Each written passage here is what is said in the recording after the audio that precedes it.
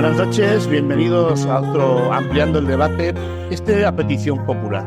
El público a veces nos pide que hagamos ciertas cosas.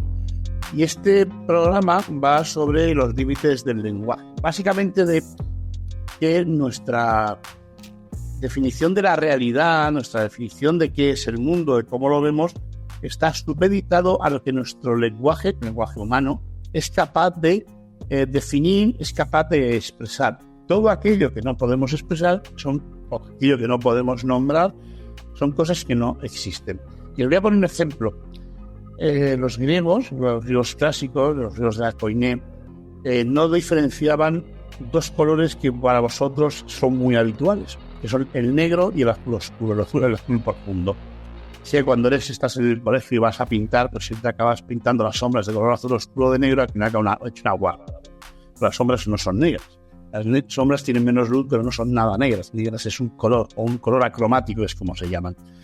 Sin embargo, los griegos, como no tenían esa definición, para ellos era exactamente lo mismo, la misma palabra, esos dos tonos, hemos descubierto que gran parte de las estatuas, aquellas que han conservado los pigmentos, pues son de color azul las barbas. Debe resultar muy curioso, acostumbrados como llevamos desde la época del romanticismo a pensar que nuestros antepasados sabían usar el color, que eran o la piel en blanco y negro, de empezar a descubrir que gente como Miguel Ángel, que los griegos, románico, o que los propios romanos, las esculturas, todas ellas estaban pintadas de lo que diríamos que son colorines bastante chillones y bastante horrorosos para el gusto occidental. Claro, ese gusto que hemos adquirido después de 200 años ya de pensamiento idealista, ¿no? El idealismo alemán, el nacionalismo y el romanticismo, que es todo ese batiburrillo. Por eso os decía que a veces no entendemos que el lenguaje condiciona cómo vemos las cosas. Los amos, más mierda, todos sus perros falderos, hace muchos siglos, muchos, no me refiero a algo reciente, descubrieron que según como nombres las cosas, las llames, dos personas que hablen del mismo término no tienen por qué estar definiendo exactamente la misma cosa ni relacionándose con ella de la misma forma. Pensar en un liberal que hable de la libertad o pensar en un socialista, en un comunista que hable de libertad. Es indudablemente el mismo término, pero desde luego los usos que uno y otro le van a dar pues no son los mismos ni se le parecen. El programa empieza por este libro que se llama La lengua del Tercer Reich, apuntes de un filólogo que se llama Victor Klemperer.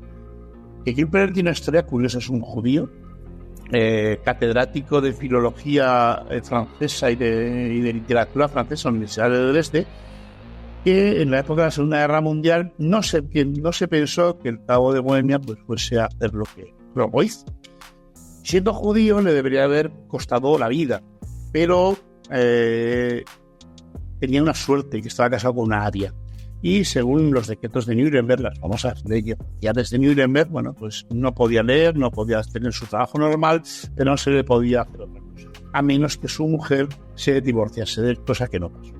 Entonces Klemperer, de ser un señor catedrático de universidad, se convierte en un trabajador asalariado, en un trabajador manual, haciendo trabajos miserables, trabajos que no quiere hacer nadie, donde la Gestapo o los comités de barrio le envían.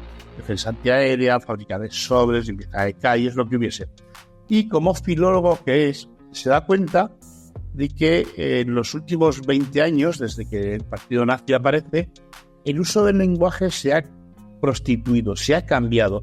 Y términos que antes eran inocentes, eran unos términos completamente normales, tienen unas acepciones bastante peliagudas hoy en día. Entonces yo, si tenéis tiempo, es fácil de encontrar, lo dedico minúsculo hace tiempo, es un libro muy fácil de leer, sobre todo porque tiene una dificultad, que es que está escrito en alemán, pero la traducción es bastante decente y las traducciones de los términos también. Entonces ves cómo el nazismo, Goebbels en particular, una de las cosas que hacía era escribir, proponer una serie de términos, decir que se hacían ciertas cosas para luego 2 días después hacer las contrarias o hacer otras completamente distintas. Porque una de las cosas que utilizaban era la inmediatez de la noticia, que es algo de lo que muchas veces os he hablado aquí. Si estás despistado viviendo el día a día, viviendo la novedad, que es noticiable, lo que sale en cada momento, y estás como puta por nuestro, tirando de un lado para otro, es imposible que construyas historia. Porque al final lo que vives son pequeños fragmentos de las vidas de otros, pero no una historia tuya.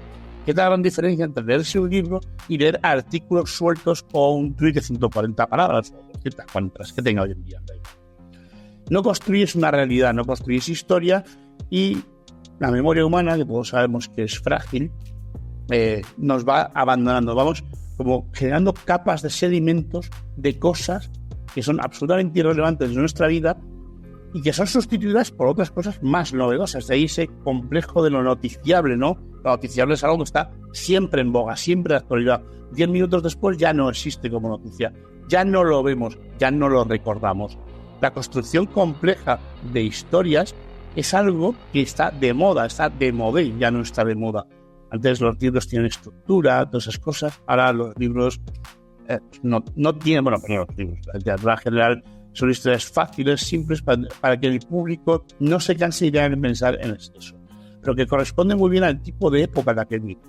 No es nada extraño que los dibujos animados, por ejemplo, hoy en día no suele hacer la reto. Si tenéis mi edad, cogeros los dibujos de Heidi, por ejemplo, o los que había de Mazinger Z, y compararlos con niños que salen en pelotas, Chicho, ¿cómo se llama? Chicho Terremoto, algo así, que sale todo el día, salió en Antena 3, o con los mangas del Dragon Ball, para que alucinéis con la brutalidad del aumento tan salvaje del ritmo. Es un ritmo en el que técnicamente todo el momento y los ratos está pasando cosas en la pantalla, absolutamente todo, además trepidantes. No son cosas, una acción de entrar, no, son acciones. Todo parece ser relevante porque al final absolutamente nada es relevante. Si comparáis con las escuelas, como por ejemplo Akira, os llevan un susto de la cosa.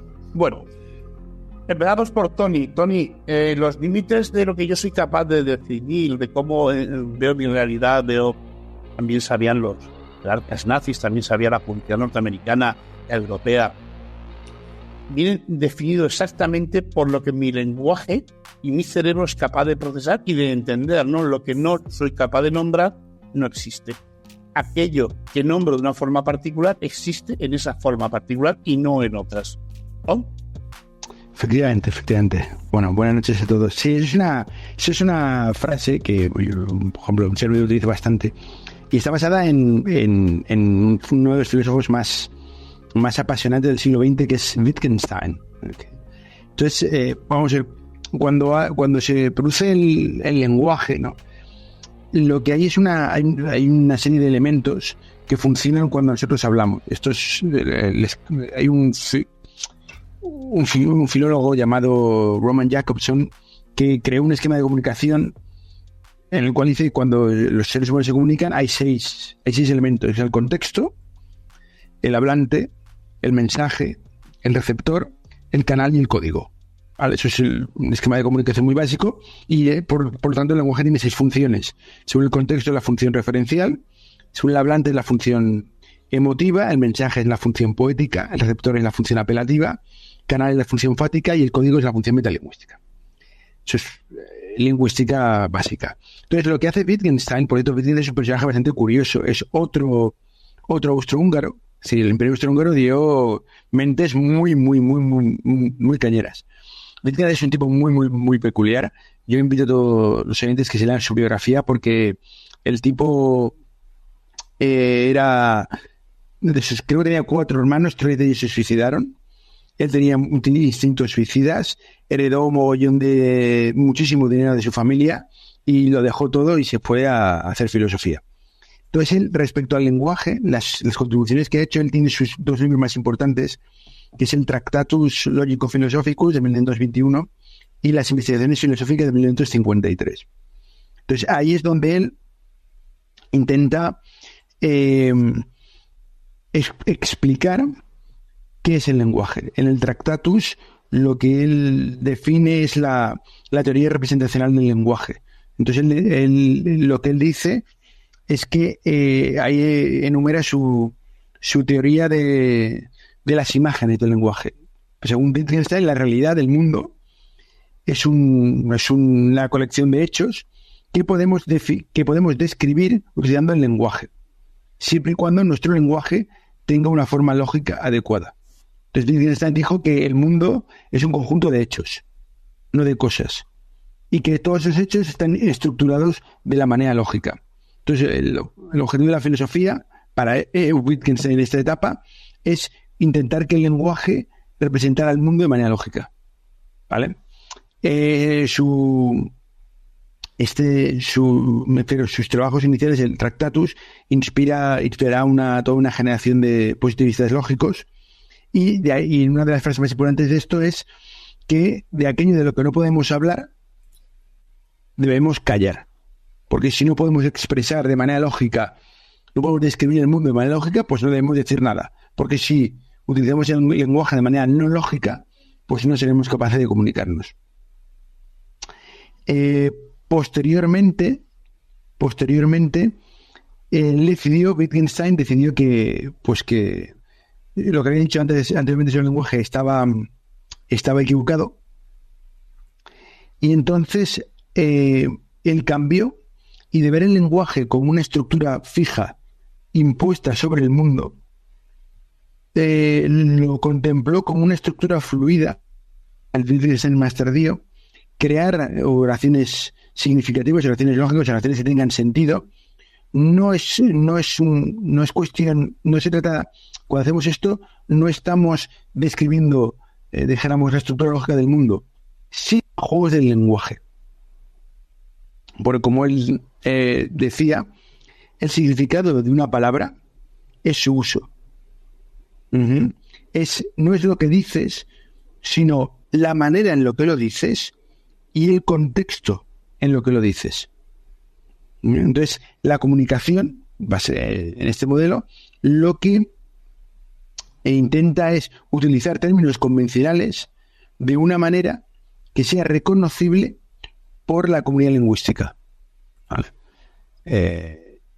Él siempre dice que hay una frase muy, muy chula suya, que es por la cual la inteligencia artificial no es posible, que dice que si un león pudiera hablar, nosotros no seríamos capaces de entenderlo. ¿Por qué? Porque dijéramos, el mundo del león no es nuestro mundo. Entonces, según Wittgenstein, pero esto se deriva de su teoría, es que si los leones tienen un lenguaje que no lo sabemos, estaría basado en las dinámicas sociales de sus prácticas cazadoras y sus prácticas reproductivas. Entonces, como nosotros no somos leones, pues no podemos entenderlo. Entonces, lo que hemos abandonado es, dijéramos, una visión platónica del mundo para, dijéramos, salir de la caverna, ¿vale? Y entonces esta visión del lenguaje como una práctica social es muy útil para cualquier persona que intente descubrir, o intente, más que descubrir, sino investigar cómo comunicarse de manera clara y efectiva. Entonces, siempre, cuando cualquier persona intenta hablar, siempre tiene que pensar en el público al que se dirige. Porque si no piensa en el público al que se dirige, va a ser muy difícil que ese público comprenda lo que él quiere decir. ¿Vale? Y entonces, a la hora de comunicarnos, lo que Wittgenstein nos dice, y esto estoy repitiendo, es eso, que tenemos que tener en cuenta al público. Una de las frases más importantes es el significado es su uso.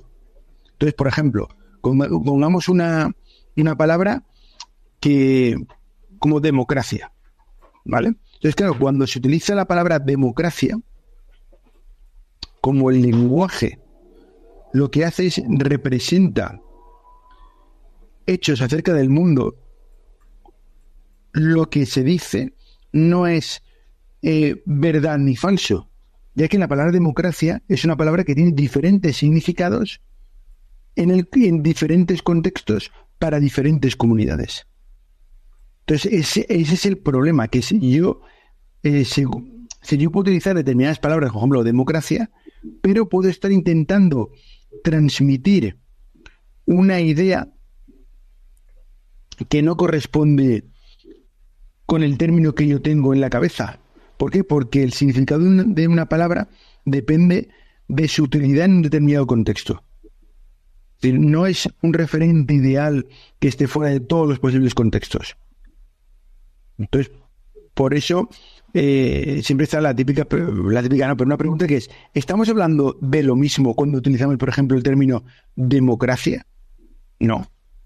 No, ¿por qué? Porque por un lado está lo que podemos considerar la definición verdadera. ¿Okay? Sí, la definición verdadera, si tú crees, como hay muchos filósofos que lo creen, que existe un mundo, dijéramos, desde el punto de vista platónico, que corresponde exactamente con lo que es la idea.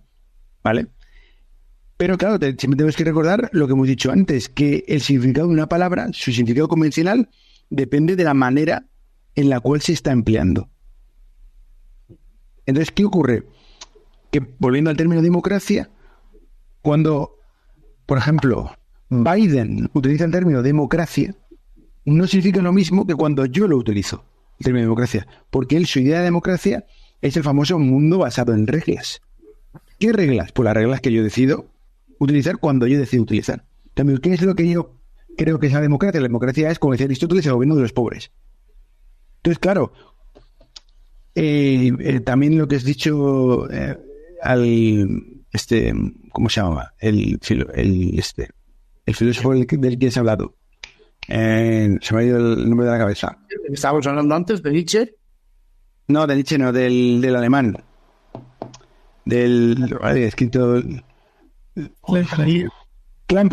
Entonces, Klemperer, por ejemplo, si tú lees el libro que te has mencionado, ocurre eso. No es filólogo. Ya, perdón.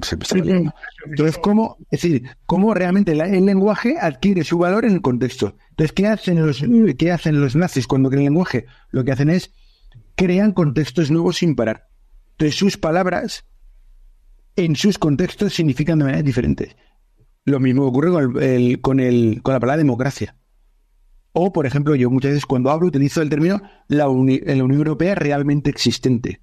¿Por qué utilizo la Unión Europea realmente existente? Porque antiguamente, para criticar el socialismo en la Unión Soviética, no se criticaba el socialismo, se llamaba del socialismo realmente existente.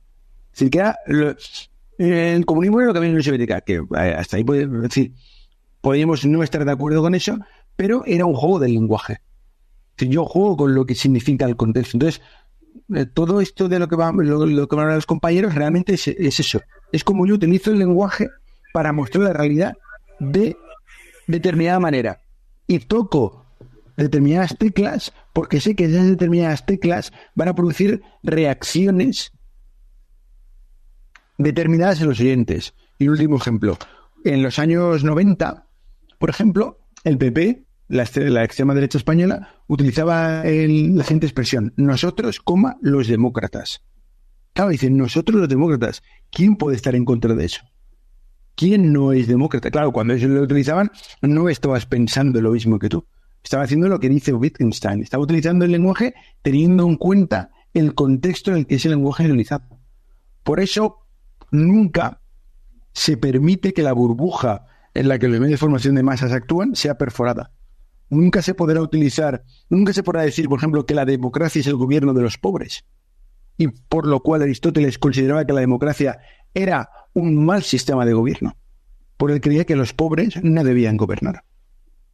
Entonces, al final, todo eso es el lenguaje según el contexto en el que utilice una palabra y según el público al que yo me dirija, esa palabra significará una cosa o significará otra. Entonces, volviendo al Wittgenstein, los límites de mi lenguaje son los límites del mundo. Si yo democracia la considero que es lo que hay hoy en día, pues claro, todos son, ¿quién no va a ser demócrata? Pero si en cambio yo denomino la democracia como lo que es originalmente, que es demos kratos, el gobierno del pueblo, el gobierno de los pobres, claro, entonces la democracia ya cambia. Por eso en el siglo XIX todos nuestros queridos liberales no eran demócratas. Ellos no creían en la democracia porque habían leído Aristóteles y sabían lo que Aristóteles decía que era la democracia. Hoy en día sí, claro, todos son demócratas. ¿Por qué? Porque lo que vivimos hoy en día no es una democracia. Vivimos bajo una oligarquía, que es el gobierno de los pocos. Porque tampoco es una aristocracia, porque la aristocracia es el gobierno de los mejores. Entonces, claro, es Kratos Aristos, es el gobierno de los mejores. Digo, aquí es el gobierno de los pocos. Entonces lo que elegimos son oligarquías. Claro, entonces, si utilizas el lenguaje así, de repente empiezan a, dijéramos, determinadas nociones empiezan a tambalearse. Por eso, ese tipo de discurso no es permitido en los canales oficiales. ¿Por qué? Porque entonces yo puedo utilizar el lenguaje para mostrarte un mismo objeto desde una óptica diferente. Y una de las partes importantes del lenguaje del Tercer Reich, aunque sea el cuarto, si hablamos de la Unión Europea, es que no haya posibilidad de más medios alternos. No enseñar otras visiones del lenguaje ni de la sociedad significa taparlas de forma permanente. Decía Kemperer, es filólogo, no filósofo, que una de las cosas que tenían los fascistas, los alemanes, aunque él sí que diferencia por lo que sufrió a fascistas de nazis, esa obsesión que tenía Hitler por el judaísmo, por el semitismo, el antisemitismo, que los nazis habían descubierto una cosa que los fascistas nunca habían hecho. Para los fascistas, la antigua Roma imperial era un proceso de integración.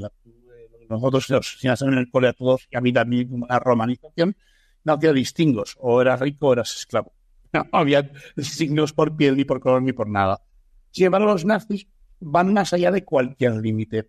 Extienden todo más allá de los límites habituales para convertirlos y sesgar la opinión que tienen los ciudadanos sobre lo que significan las cosas. Y es algo que se hace en publicidad. Fijaros, cuando leáis a cualquier texto periodístico, cualquier bufón de estos, busto para adelante de la televisión, en función de si el régimen es amigo o no es, o es enemigo, se le llamará régimen con ese término. Sin embargo, si es una de nuestras queridas democracias occidentales liberales, se le llamará siempre democracia o se le llamará la república. Nunca se le llamará el régimen. El régimen tiene unas connotaciones peyorativas que toda la ciudadanía entiende perfectamente. Maduro es un dictador, aunque se presente a 14 elecciones, una detrás de otra, y lleva 16. Putin el otro día leía en El País que era el dictador, y en Reddit el dictador ruso. Debe ser que las elecciones al modelo ruso no les gusta. Debe ser que les gustan más las americanas, con las famosas papeletas mariposa y ese tipo de cosas tan bonitas que cuentan, pero que al final hacen que la población en general vaya cambiando de enemigos. Recordar las películas americanas de los años 70 y 80, en los que o el enemigo era el ruso o era el vietnamita, luego cambió al sudamericano, luego volvió a cambiar hasta el que les tocó a los musulmanes, y ahora mismo volvemos a los rusos y a los chinos, porque ahora el nuevo enemigo es el chino. Entonces, ¿quiénes son los malos de la película? Aquellos que en su lenguaje nos muestran que en el mal no hay ningún tipo de bondad, es todo mal absoluto, y que son ciertos personajes los que pueden llevar el mal. Se nota en su lenguaje, en su ausencia de bondad, hasta que les da el voluntad, y en una especie de recuperación mística se chivan de dónde está la base secreta que todo el mundo conoce, pero ellos se chivan que el amigo americano la bombardea y mate a todos los niños como en la aldea de Bailay, ¿no? Que es un accidente. Entonces, Antonio, es curioso cómo el lenguaje que utiliza la prensa, la televisión, está sin duda basada en estudios psicológicos de cómo percibimos, no es que te digan, no, es que este es el malo. No, no te lo dicen así, te lo van repitiendo permanentemente y obviando que cada historia, la que sea, siempre tiene dos facetas. Sin embargo, aquí solo estamos sometidas a uno, y a eso le llaman libertad de prensa. Muy divertido, ¿no? Sí, como decía Rafael Correa, en nuestro entorno, desde que se inventó la prensa, desde que se inventó la imprenta, la libertad de prensa es la libertad del dueño de la imprenta para imprimir lo que quiera y que nosotros lo leamos. Y de hecho hice una matización muy interesante también con una entrevista con Ana Pastor, muy muy interesante, cuando dijo: es que ustedes no son la opinión pública, ustedes como muchos son la opinión publicada, y hay que ver quién es el que la quiere publicar y quién no, y de ahí a la opinión pública hay un salto. Merece la pena darle vuelta a esas dos ideas. Vamos a hacer un repasillo siguiendo lo que acaba de comentar Chus. En primer lugar, si veis lo que hicieron los nazis con las palabras y veis lo que hace el liberalismo, el despotismo empresarial, los parásitos del buen nombre de los liberales, con el idioma hoy por hoy, cómo liberalizan los diccionarios a base de patadas, descubriréis muchas cosas en común. De ese planteamiento, pues a nadie le sorprenderá que el señor von Hayek dijera historias allí en Chile del calibre de pues hombre, yo prefiero una dictadura liberal, entendiendo por liberal lo que él entendiese por liberal, a una democracia donde todo liberalismo esté ausente. Que lo que viene a querer decir es, mientras yo me salga con la mía, quien me financia las idioteces se salgan con la suya, pues yo prefiero una dictadura y que caiga el que tenga que caer, porque sin duda el fin último es otro. Quien dice von Hayek, dice von Lenin, porque la escuela austríaca de economía, ficción y horoscopología, pues no deja de fomentar a criaturas brillantes que tienen mucha relación con la mitología y muy poca con el sentido crítico y el pensamiento racional, que una monarquía puede ser mucho más liberal, entre comillas, que una democracia, siguiendo exactamente el mismo planteamiento.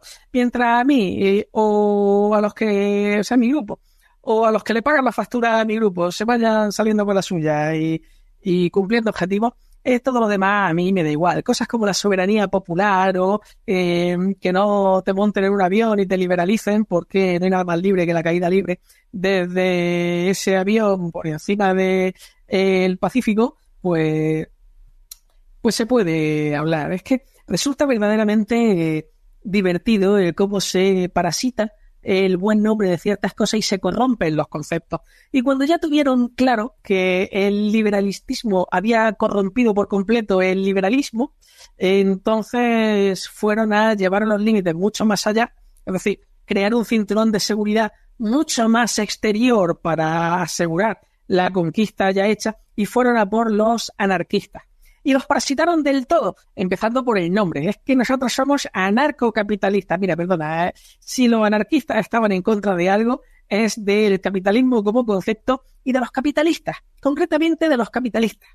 Pero es que parasitan más. Una de las obras principales de los orígenes del anarquismo es de Proudhon. La propiedad es un robo. La propiedad es el robo. ¿Qué es la propiedad? La propiedad es el robo. ¿Qué son los impuestos? Los impuestos son un robo. No hay un solo maldito eslogan que no hayan parasitado, que no hayan cogido y ocupado para coger y vaciarlo de contenido y lanzarlo contra la gente.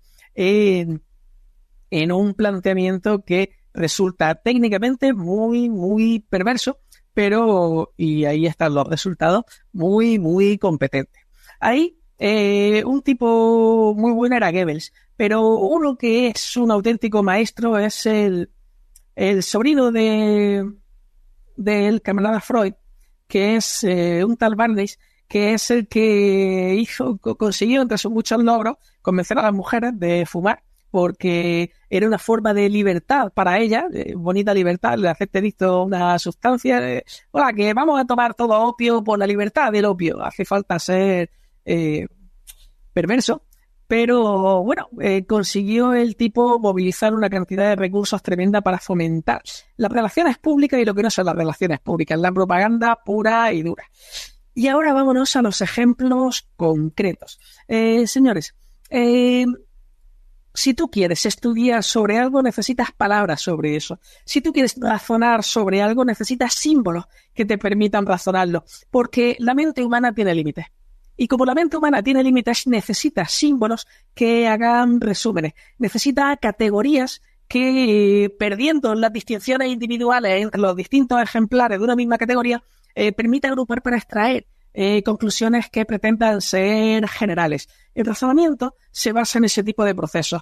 Y tanto el análisis como la síntesis se basan en ese tipo de procesos, en buscar lo que es diferente entre muchas cosas que son iguales y en buscar lo que es igual entre muchas cosas que son diferentes. Y a partir de ahí se construyen categorías, se construyen conceptos y se hace el pensamiento más complejo y más extenso. Si eso lo destruyes, estás destruyendo la capacidad de razonar. que es lo que decían algunos autores que le pasa a la gente que lee demasiado joven Atlas desencadenado o cualquier otra basura de Anne Rice, nuestra chivata favorita del FBI, hasta que terminó apuntada a beneficencia. Por aquello de que el karma no existe, pero hay veces que los que predican con el objetivismo, cuando les toca probar su propia medicina, acaban como los gatos, despotricando del estado del que dependen absolutamente, que ya es triste. Bien, vamos, como digo, a ver un par de ejemplos simpáticos. Se dice, y es un comentario habitual, que es para ciertas tribus esquimales hay 100 y pico palabras para designar la nieve. Lo cierto es que, y esto lo podéis encontrar en la obra de Terry Pratchett, que es un humorista maravilloso de Gran Bretaña, lo cierto es que para nieve en sí, probablemente no haya ninguna. Lo que hay es para tipos específicos de nieve que les son útiles. Por ejemplo, para nieve que tiene pasto debajo, para nieve que acaba de caer, para nieve que es muy blanda, para nieve que es muy dura, para nieve que es perpetua. Para todo eso hay una palabra. Pero para nieve, así, por concepto, no, probablemente no. Esto, cuando vemos a un esquiador de nuestro entorno, nieve de 4 tipos, pues primavera, polvo, blanda, dura y tiramilla. Para alguien cuya supervivencia depende de lo que pueda haber debajo de esa nieve, de lo que pueda, de lo que haya dado esa nieve, y si ahí existe posibilidad de conseguir pasto o no, las categorías se incrementan. Necesitamos esas categorías para interactuar con nuestro ambiente, para progresar y para sobrevivir. Continúo con los ejemplos divertidos. Han comentado los compañeros el cómo se van destrozando las palabras justo delante de nuestras narices. Liberalismo es posiblemente una de las que más ha sufrido. Socialismo es probablemente otra de las que más haya sufrido, porque cualquier imbécil de extrema derecha dice que el socialismo es lo que se le cante, y porque los chicos de Kissinger y Cardero Blanco, los chicos de el Partido del Interior Obrero Español, han hecho un grandísimo trabajo haciendo pasar la democracia cristiana de centro derecha, laica y con conciencia social, por socialismo y por obrerismo, que ya es triste. Los de la reconversión industrial, obreros que dicen que son. Y así con un montón de historias. Más ejemplos que vamos a lo general. Señores, el tener esas categorías te permite recordar. No puedes recordar sin tener esas categorías, porque, insisto, la mente humana tiene límites. La memoria de trabajo tiene unos límites que se establecen de forma aproximada con un montón de reservas, 7 más menos 2 elementos a la vez. Y esos elementos pueden ser mucho más grandes o mucho más pequeños, da igual. El caso es que son en torno a 7 más menos 2. O 3 y algo con ayuda de la memoria a largo plazo. Bien.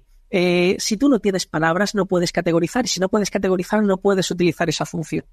Cuando yo quiero destruir el pensamiento de alguien, me cargo su capacidad para hacer agrupaciones, para categorizar la realidad. Y me voy al ejemplo de los jugadores de ajedrez. Tú le pones a personas normales posiciones de ajedrez y dices, oye, ¿y si ahora te quito la imagen y te doy un tablero y la recuerdas, qué eres capaz de hacer? Pues eres capaz de hacer pampa. Y si es un jugador de ajedrez, no, si es un jugador de ajedrez, probablemente de un vistazo corto sea capaz de recomponer toda la posición. Y cuanto mejor sea el jugador, mejor va a ser capaz de recordar todo lo que había. Ahora, una cosa divertida, eso es porque las posiciones de ajedrez reales tienen sentido para los jugadores de ajedrez. Para los que no saben jugar, no tienen ningún sentido, así que no las pueden agrupar. Porque si coges y pones posiciones aleatorias de piezas, entonces en realidad son igual de malos los que saben jugar muy bien al ajedrez y los que saben muy bien jugar al tren en raya. Porque para ellos ya no es significativo para nada. Y eso pasa exactamente con las palabras. Tú pones a un botánico a ver plantas y es capaz de recordártelas todas. Tú me pones a mí a ver plantas y dices, sí, bueno, pues había un montón, eran verdes, tenían flores y ya está. Porque la capacidad, la estructura conceptual que tú tienes en la memoria es lo que te permite categorizar el mundo y recordar las cosas que vas viendo y relacionarlas entre sí. De hecho, un método de memoria muy usual es me construyo una lista que siempre voy a utilizar y y luego utilizo esa lista como ancla para todo lo demás. Más ejemplos divertidos. El razonamiento de problemas. El razonamiento de resolución de problemas se basa sobre todo en funciones que son analógicas. Buscamos elementos comunes y tratamos de extrapolarlos a un campo concreto. Había un estudio muy divertido que decía, mira, pues tenemos aquí el cuartel de un dictador. Pues si estuviéramos en Estados Unidos hablaríamos de Venezuela, que dice, pues si allí hay elecciones, o si estuviéramos en otro sitio, pues si estuviéramos en, ¿qué te digo yo? En un sitio donde el jefe del Estado se elija democráticamente o en uno donde sea una monarquía. Es que al final nos gusta presumir de lo que nos deberíamos callar. Pues digo, imaginaros que tenéis un castillo de un dictador y tenéis 8 canales de entrada, pero están minados los 8, así que no puede entrar ningún ejército. Lo que haces es dividir tu ejército para atacar por los 8 canales por grupos que no activen las defensas. Bien, esto es una milonga que a lo que viene es, una vez que la gente se sabe este problema, si le pone un problema sobre un cáncer que atacar con láser, que es muy potente pero que podría destruir los tejidos, ¿cuál es la respuesta que da? Y la probabilidad de que vean la relación que hay entre un problema y el otro, a pesar de la diferencia de campo, de concepto e incluso de lenguaje, cuando ven la estructura profunda, cogen y lo que dicen es, oye, pues separamos varios láser distintos que converjan solo en este punto, que es lo que hay que dañar. Precisamente la capacidad para recordar cosas por medio del lenguaje es lo que te permite expandir lo que es el conocimiento a otros campos que tienen una estructura similar pero profunda, tanto que no la habías visto. Y por eso hay un montón de relaciones que se pueden establecer entre ciertos juegos como el ajedrez y ciertas prácticas humanas como la guerra o la competición, sin más, la lucha por la voluntad, como decía Emmanuel Lasker. Y sí, pues, el último ejemplo, Chus, la dictadura del proletariado. La dictadura del proletariado significa algo en el sentido que decía Tony hace un momento. Dado que los proletarios son más, si votan todos, ganan ellos. Así que la dictadura del proletariado podría ser un término idéntico a lo que es la democracia. Pero de la misma forma que los despotistas empresariales no llaman a su sistema despotismo empresarial y prefieren esconderlo detrás de la palabra libertad, cogieron y dijeron, oye, esta forma de hablar de la democracia no nos convence. Vamos a asimilarlo a las dictaduras, a fomentar, a escribirlo como lo peor de las dictaduras. La mayor parte de las dictaduras que han visto esto son de derecha, por cierto, la de derecha sí que las apoyaba, y vamos a crear cuñas de desafección. Es lo que pasa en propaganda con Radical Fruit. Radical Fruit fue una campaña de una bebida que solo mostraba ejemplos de frutas que eran asesinadas de forma dramática. La infografía muy pequeña. A partir de ahí la palabra radical queda marcada para que cuando alguien pretende decir algo, pues decir, no, tú es que eres un radical, y que eso parezca que es una forma de desmontarlo atacando a la fuente. Cuidado con esta gentecilla, es perversa, pero es competente, muy competente. Por cierto, eso, la democracia es la dictadura de la mayoría, siempre. Siempre, la democracia es la dictadura de la mayoría. En el momento que hay 51, ya pueden hacer. Salvo si es un referéndum en Cataluña, y entonces no hace falta 51, hace falta un 85, pero bueno, ahí es un caso especial. Pero que la democracia es la dictadura de la mayoría. Por eso insisto, por eso Aristóteles estaba en contra del gobierno de los pobres. Y como los pobres hay más, si votan todos, ganamos. Pues ya sabemos lo que pasa. Y son manipulables, etcétera, etcétera, etcétera. A mí me recuerda mucho al caso de Kosovo, ¿verdad, Alejandro? La forma de retorcer la legislación. Declaración unilateral de autodeterminación aceptada a pies juntillas por toda la ONU, por Estados Unidos, por el primer país, por España incluso. No, España no la reconoce, perdón. Ahí me quedo la gamba. Pero que de una forma legítima, allá por los años 90, en la guerra de Yugoslavia, aquella forma de destrozar un país. Pero hoy en día pues, ya no tiene aplicación.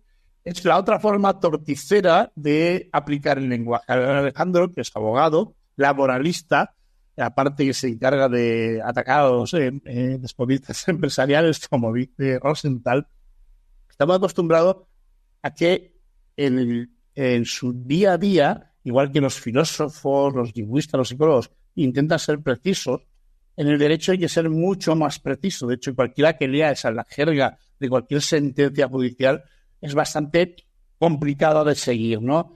Nosotros, el nos majestático, los latinazos, que son una forma de extrañamiento. Extrañamiento es una técnica que se utiliza en publicidad, se hace hacía mucho tiempo, para que la gente diga, mira, tienes EPD y APT.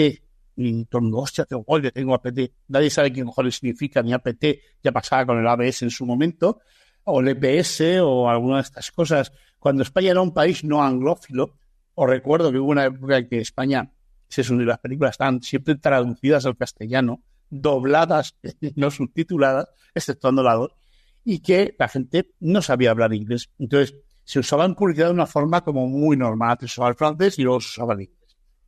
Sin embargo, en el derecho, que es esa capacidad, ¿no?, de convertir instituciones como son las inexistentes personas jurídicas en seres reales con los que podemos hablar, nos podemos dirigir, les podemos sancionar, podemos decir esta empresa qué mala es, esta empresa ha cometido un delito, pero como es una empresa, no tiene una persona jurídica, no es una persona física, no puede ir a la cárcel. Sucedió tampoco.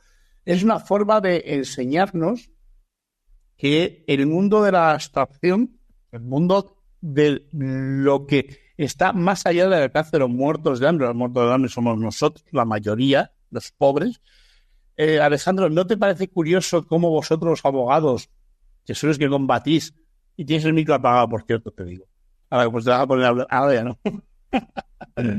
¿Cómo vosotros, el proceder jurídico, las inexistencias por las personas jurídicas no existen? Son una invención. Renault no existe. No es un señor, se murió hace ya muchos años, pero la empresa ni tiene cuerpo, ni tiene manos, ni tiene sustancia, ni tiene remordimientos, ni tiene conciencia, ni tiene nada que sepa, y sin embargo asumimos en nuestro lenguaje común que sí, que existen y que se puede uno relacionar con ellos. De hecho, el marketing es a lo que se dedica, ¿no? A darle entidad a estos seres etéreos, inexistentes. La nueva religión, pasamos de Dios a Bon, y se llama tu puerta. ¿Qué tal, Chus? Bueno, buenas noches a todos, un placer estar aquí como siempre. Y al hilo de lo que comentabas, ¿no? Bueno, el derecho, como cualquier otro campo de especialidad, tiene su terminología técnica. Al final, las ciencias sociales tienen un problema, y es que trabajan con el objeto del cual a su vez participan, ¿no? Que es el ser humano. Al final, todas las ciencias sociales, de una u otra forma, estudian una dimensión concreta del ser humano. Entonces, claro, al ser humano en su conjunto, la totalidad, no se puede encerrar en un laboratorio. En las ciencias duras o naturales, básicamente, laboratorio es un espacio cerrado con una serie de protocolos donde se reproduce un fenómeno una serie de veces, manteniendo una serie de elementos fijos, de variables fijas, y la que estudiamos concretamente es la que se cambia. De ahí que, repitiendo en un espacio cerrado, ¿no?, en un sistema cerrado, el mismo fenómeno, pues vamos aprendiendo cómo se comporta si cambiamos esta variable o esta otra. Eso con el ser humano no lo podemos hacer. Entonces, ¿cuál es para las ciencias sociales el laboratorio? Pues el lenguaje, a través de la abstracción, los conceptos y el sistema lingüístico. A través de eso se opera, se delimita, y precisando muy bien los conceptos se intenta aproximar para explicar alguna dimensión concreta del ser humano, ¿no? Entonces sí, el derecho, pues, como cualquier otra ciencia social, tiene esos problemas, ¿no? Y bueno, al hilo de lo que comentabas, de las personas jurídicas, con el derecho pasa igual que en economía o en sociología. Hay dinámica en algunas sociedades por las cuales se cosifican a los sujetos. Ahí vemos las relaciones laborales. En las relaciones laborales, viendo jurídicamente cómo se establecen los elementos de un contrato, el trabajador realmente no trabaja, el trabajador funciona. Desde el punto de vista económico, es un factor de producción. Está en la misma categoría que la tierra y que el capital. Realmente el trabajador, económicamente, con nuestra economía política, es visto como una máquina exactamente igual, no como una persona, ojo. Porque ahí la única persona es el capitalista. El único trabajador es el capitalista, ¿eh? Desde el punto de vista de la economía política. Entonces, vemos un caso en el que se cosifican a los sujetos. Y de igual forma ocurre lo contrario. Se subjetivizan las cosas. Que es lo que pasa precisamente pues con la persona jurídica, que era un invento romano, ¿eh? Lo que pasa es que los romanos, y aquí va un poco el hilo del programa de hoy, ¿no? El lenguaje expresa un mundo concreto porque va capturando realidades que viven un grupo humano determinado. Por eso muchas veces, a nivel político, por parte de los medios de comunicación o de los discursos hegemónicos, lo que se busca siempre es achicar la polisemia de un término. Y ahora hablaré un poco de democracia y dictadura del proletariado, porque me había preparado un par de cosas, pero creo que con ejemplos se ven más nítidos los argumentos, creo, cuando se bajan un poco al barro, ¿no? Y bueno, pues terminar un poco la introducción, pues es eso, ¿no? O sea, las personas jurídicas eran un invento romano, pero siempre exigían, de alguna forma, que hubiese personas físicas detrás, ¿no? Al final, las sociedades eran asociaciones de personas físicas. Era una forma de articular un patrimonio en común para poder dividirlo y gestionarlo varias personas físicas. Ese momento en el que la persona jurídica se convierte en la company, en la corporación, es un momento muy posterior, históricamente en el mercantilismo, a mediados de 1750, 1760, cuando las compañías de las Indias Orientales, holandesas, británicas, ahí es donde ya se vincula completamente la ficción, que tiene un sentido, digamos, agarrado, ¿no? Está enjaulada esa ficción cuando la inventan los romanos y que ya se corta completamente en las amarras y empieza a volar como un globo de helio, ¿no? Al hilo de lo que comentaba Chupo, funciona un poco así, sí. Lo que pasa es que yo, para el programa de hoy, pensando en el lenguaje, me había preparado varias cosas, ¿no? Hay un libro muy interesante de Johnson y Lakoff que se llama Metáfora de la vida cotidiana, y en ese libro precisamente se habla de cómo piensa el ser humano, que muchas veces nos equivocamos cuando arguimos que el lenguaje humano se parece a un sistema formal como el matemático, ¿no? Un sistema, pues eso, de conceptos cerrados, de aproximación matemática a la realidad. Y no, el ser humano piensa realmente con metáforas, que básicamente es por analogía, comparando una cosa con otra. Y muchas veces perdiendo completamente el sentido de los elementos comunes. Hay un elemento de juego. Ese es el elemento metafórico. Una parte, una dimensión de buscar el estilo, la belleza, de sobreponerse, ¿no? Por eso nos hacen muchas gracias. Los chistes más graciosos son precisamente los que tienen la metáfora más bestia, más sobredimensionada, más alegórica. Entonces, claro, muchas veces cuando hablamos no nos damos cuenta, pero porque lo hacemos de forma instintiva, automática, claro, muchas veces para analizar algo hay que huir de la velocidad de la aceleración y pararse por un momento a pensar. Y cuando te paras a pensar cómo habla en tu día a día, te das cuenta de que la mayoría de tus formulaciones se basan en metáforas y en frases hechas, pero que están muy determinadas por tu contexto cultural. Buscarle los 3 pies al gato, eso quizá un alemán no lo entendería, o tendría su propia fórmula, distinta. Luego no hablaría de un gato, hablaría de un elefante o de un caballo. Luego, claro, ¿cómo nacen esas metáforas? Pues nace precisamente de la vida interna de un pueblo, de un grupo de personas indeterminado, legándose una serie de construcciones que van más allá del individuo, ¿no? El componente social del lenguaje. Aparte de reseñar también el elemento metafórico, que ya nos constriñe, evidentemente, porque esa metáfora es puramente popular y tiene nombre y apellido de dónde hemos nacido, en qué registro histórico, ¿no? En qué latitud histórica dentro del planeta, ¿no? Incluso dentro del propio país. Las metáforas que se utilizan en Andalucía no tienen por qué ser las mismas que se utilicen en el País Vasco, de hecho. Y no tienen por qué llevar el mismo contenido. Ni las connotaciones, ¿no? Ese libro me parece muy interesante de cara a tener eso en cuenta. Ojo, no pensemos siempre en el ser humano como una máquina de cálculo, que más bien es un conjunto de personas jugueteando todo el rato, para ver quién consigue reírse más, como un elemento lúdico. También había pensado y había leído un artículo interesante que va al hilo de otra hipótesis que a mí me gusta mucho, que seguro que la habréis oído, la hipótesis Sapir-Whorf.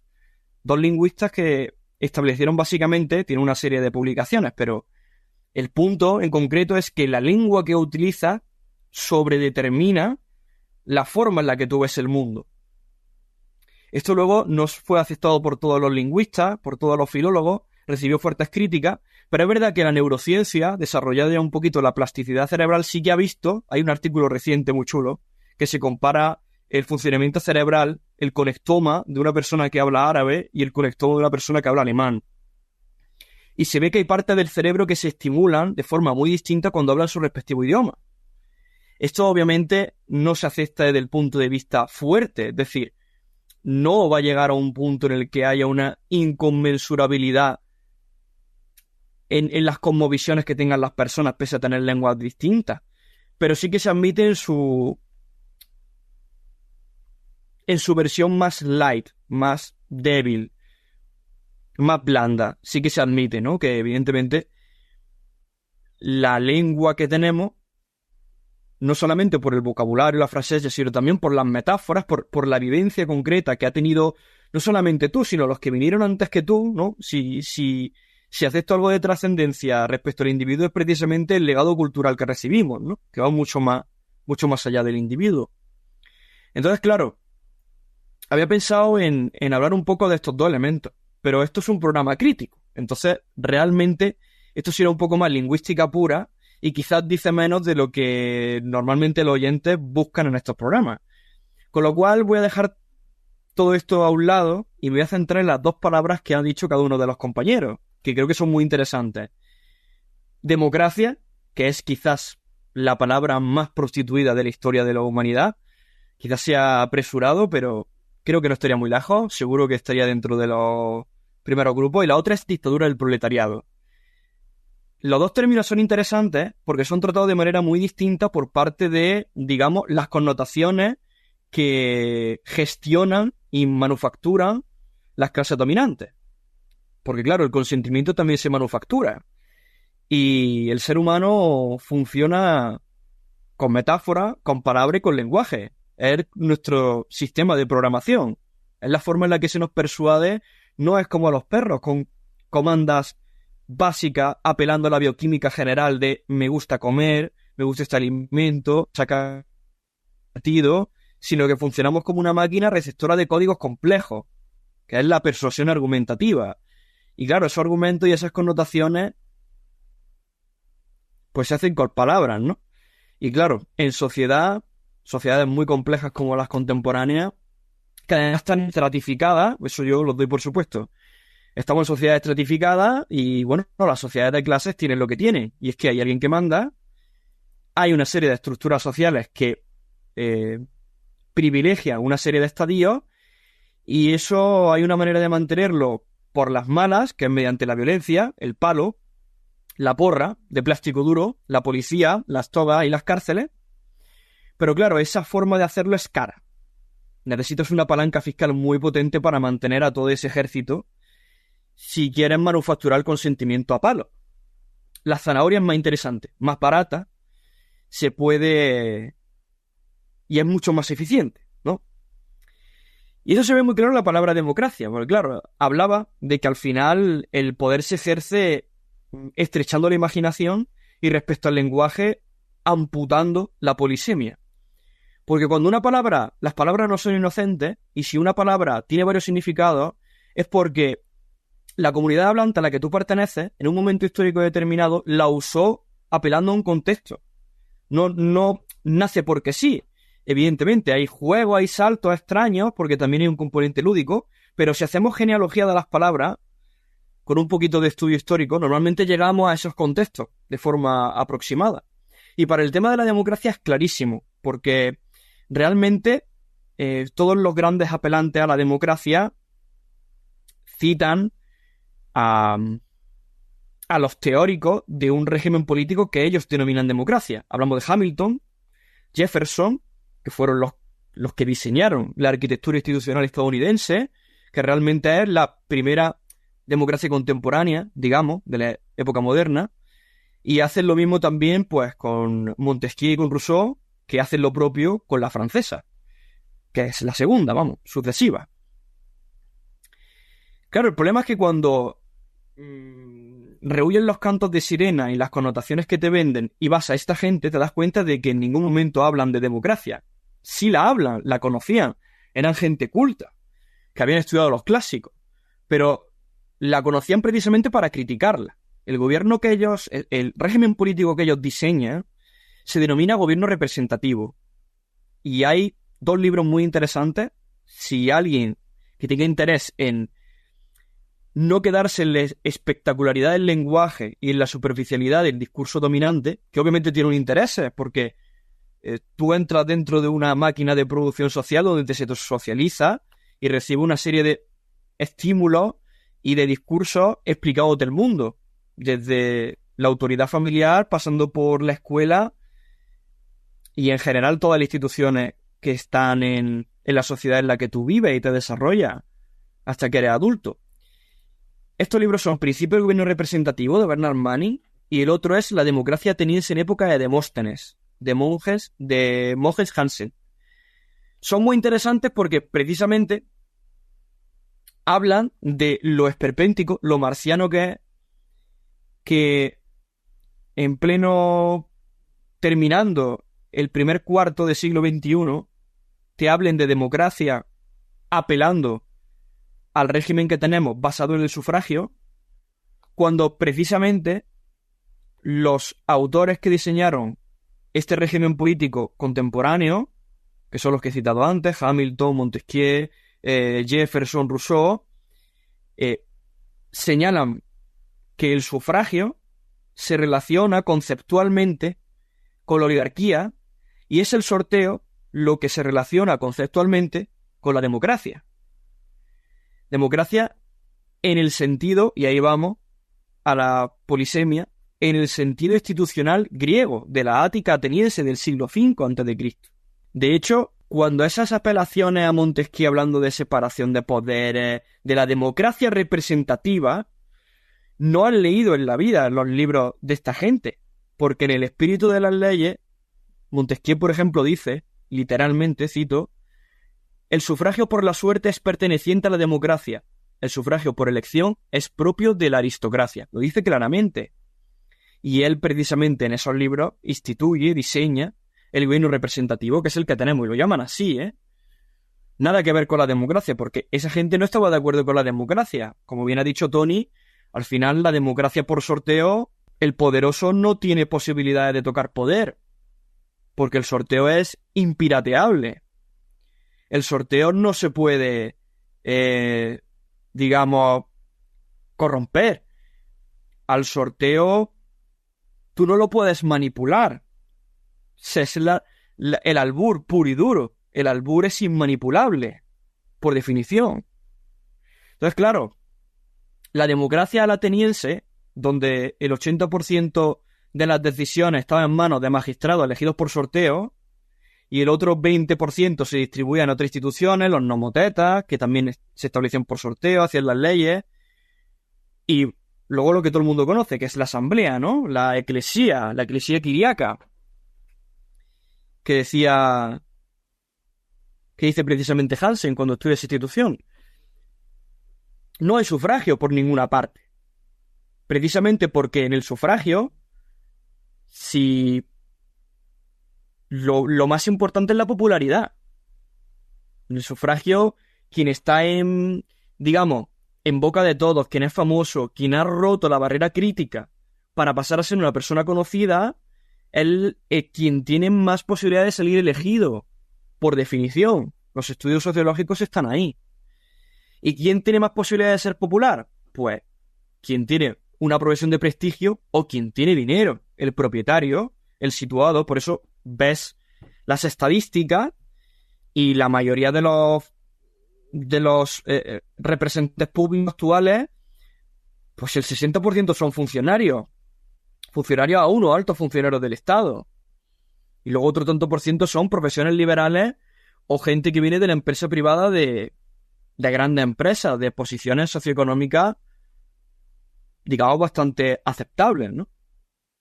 Bastante lejos de lo que sería el proletariado actual español. Pero claro, esta reflexión, que es bastante sencilla, tú no puedes llegar a ella si cuando vas al diccionario de la RAE lo que te encuentras, la única definición que te encuentras es democracia representativa, votar cada 4 años, delegar el poder para confeccionar las normas. Eso era algo que para los griegos no todos, los áticos, los atenienses que diseñaron esto, era absolutamente marciano. ¿Cómo que delegar el poder de hacer las leyes? Eso no entraba en la cabeza de ni un solo demócrata, jamás. Eso era oligarquía, pura y dura. De hecho, la única institución en la que en la democracia ateniense se permitía la elección era para elegir generales y almirantes, porque ahí sí que se buscaba el talento.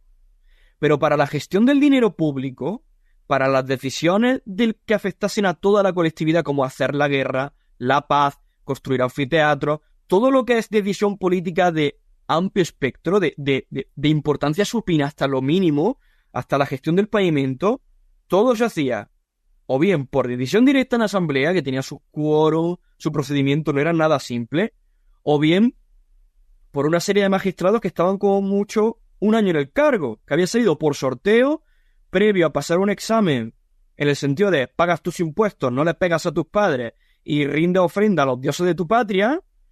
Quiero decir que ahí era un sistema por el cual la oligarquía era imposible, salir reelegido era imposible, no había incentivos para tocar poder, ninguno. Los que quieren hacerse con el poder solamente tienen un camino, que era derribar el régimen democrático, no había otra. Entonces, claro, vemos aquí, con la palabra democracia es clarísimo cómo es amputado a nivel lingüístico, a nivel de discurso, una realidad histórica importantísima, porque es la génesis, son los arquitectos del modelo, y lo que hicieron fue quedarse con la connotación positiva de el pueblo gobernando, del autogobierno popular, ¿no? O sea, es como que extirparon el sentimiento popular de época y lo trasplantaron a través de discursos mediante la prostitución de la propia palabra, lo trasplantaron a un régimen político que esa gente de la que tú has, digamos, chupado la energía positiva, te hubiese colgado de los pies, porque es radicalmente lo contrario. Entonces, en un sentido crítico del lenguaje, aquí vemos un ejemplo. Dictadura del proletariado es otro, y además ahí, bueno, es muy curioso, ¿no? El de dictadura del proletariado, ¿por qué? Porque, claro, nuestra connotación contemporánea, sobre todo en España, en otros países menos, pero en España mucho, que vivieron todo el siglo XIX en base a cuartelazos, pronunciamientos militares, y en el siglo XX hemos tenido una de las dictaduras más largas de Occidente, que es la dictadura franquista. Pues claro, el término dictadura tiene unas connotaciones negativas que se relacionan a las vivencias populares de un momento histórico determinado, y es lógico que sean negativas. Volvemos a la polisemia.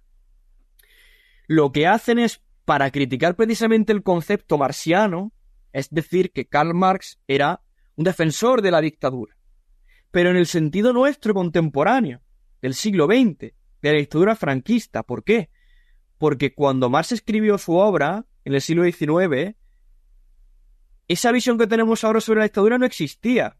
Él tenía la de un hombre culto que estudió las instituciones romanas antiguas.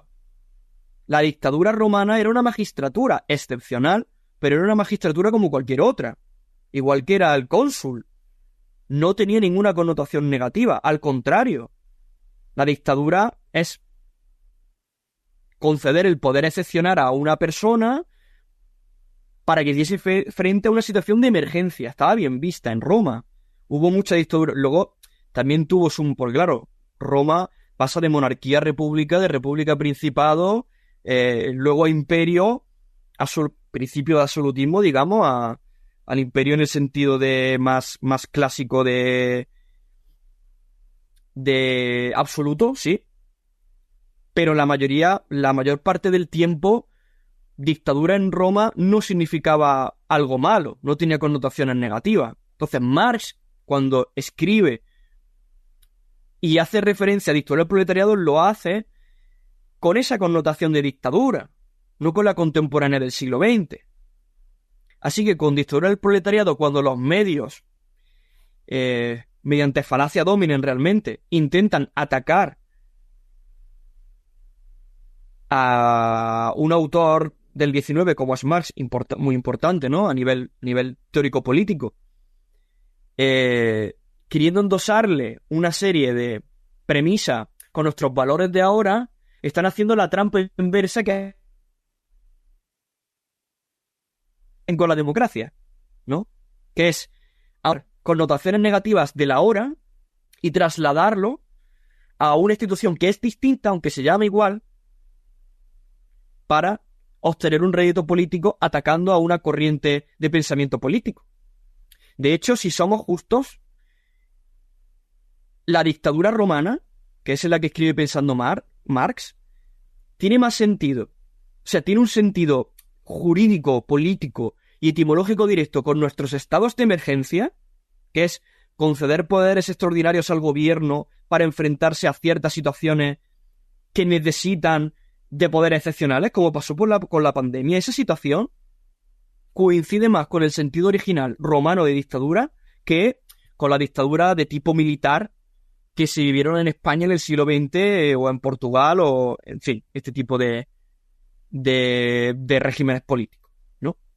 Entonces son dos ejemplos que agradezco mucho que ambos lo hayáis traído a la palestra porque sirven para ver cómo es necesario sumergirse en un estudio profundo de los conceptos, hacer genealogía conceptual y tener unas nociones básicas de historia respecto a los periodos donde nacen esas palabras. Y no hace falta ser historiador, ¿eh? O sea, los historiadores son los que se las ven y se las desean buscando fuentes para construir para reconstruir los hechos tal y lo más parecido a como fueron, ¿no? Tú realmente lo tienes fácil, es enfrentarte ya a un producto final y leerlo. Lo que pasa es que entramos también ya, esto sería motivo de otro programa, ya con esto termino, en la dinámica, pues eso, de espectacularización, de aceleración, de información, de saturación, en la que la gente ya se informa por reels más que por un mamotreto de 600 páginas. Y no digo que esté mal, solo digo que a veces hay objetos complejos que no vas a llegar a aproximarte suficiente a su realidad con un reel de 10 segundos, sino que te va a tocar, pues, pelarte un poco los codos y chuparte las 600 páginas, lamentablemente. Sí, hay algunos que, joder, cuesta. Pues me estaba haciendo gracia lo que estabas diciendo, porque todo el principio de lo que estamos hablando sobre el lenguaje y en su uso se basa en un libro que os deja por ahí el enlace que se llama El descubrimiento del individuo, Richard van Dummel. El libro es bastante árido, no os lo leáis, es bastante duro, pero mantiene una cosa que a efectos prácticos pasamos de la escolástica, aquella del principio de la autoridad que rige la comunidad, ¿no? En esa sociedad estamental de la que tú acabas de hablar, Alejandro, nos ha hecho gracia lo de estamental. Seguimos en una sociedad estamental, por mucho que la historia diga que ya en el Renacimiento ya conseguimos superarla, los amos siguen siendo los amos y los trabajadores seguimos siendo los trabajadores. Pero el punto fundamental es ese cambio de concepto, que es un concepto lingüístico, de la comunidad, del pueblo, a lo que es el individuo, el yo. Ese yo que hoy en día, desde principios del siglo XX en adelante, desde las corrientes del liberalismo y demás, se han convertido en el eje central de la sociología. Debería llamarse la egología, ¿no? Porque ya no hablamos de sociedades. Ya lo dijo Thatcher. No existe nada llamado sociedad, solamente individuos y familias. La sociología, por tanto, Thatcher, creo que fue en el 85, se la cepilló del tirón, ¿no? De cómo ya los individuos somos lo que existimos. Pero que es fundamental entender que somos individuos porque nuestra sociedad nos ha enseñado a que somos individuos, ¿no, Tony? Si nuestra sociedad no nos dice que tú tienes que comportarte y ser un individuo, seguiremos siendo miembros de la comunidad como hemos sido los humanos históricamente. Y eso lo dice la antropología, que sabe más de esto que muchos de nosotros. También me hace gracia la referencia que ha hecho Alejandro, aquel bonito libro que tú me mencionaste una vez, que era una visión económica de la Constitución americana, ¿no? Hablando de que América nunca ha sido una democracia, es un sistema representativo, una república con un sistema de representación, pero no una democracia, ¿no? Mira tú cómo los caminos van convergiendo, Tony? Claro, no sé si yo desafío a cualquiera que se lea la Constitución gringa y que busque la palabra democracia, no lo va a encontrar. Simplemente porque ellos sabían lo que no querían, y lo que no querían era una democracia, no querían el gobierno de los pobres. Lo tenían clarísimo, vamos, porque todos habían leído a los clásicos, y de hecho, de lo más orgullosos que están los gringos, que es el Bill of Rights, que son las primeras 10 enmiendas, todas esas fueron añadidas después.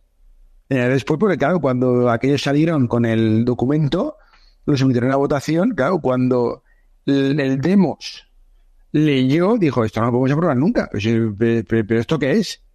Y entonces tuvieron que introducir el famoso Bill of Rights, que es de lo cual están ellos muy orgullosos, entre ellos está, por ejemplo, el derecho a un juicio justo, el habeas corpus, el llevar armas, todo eso es Bill of Rights. No está en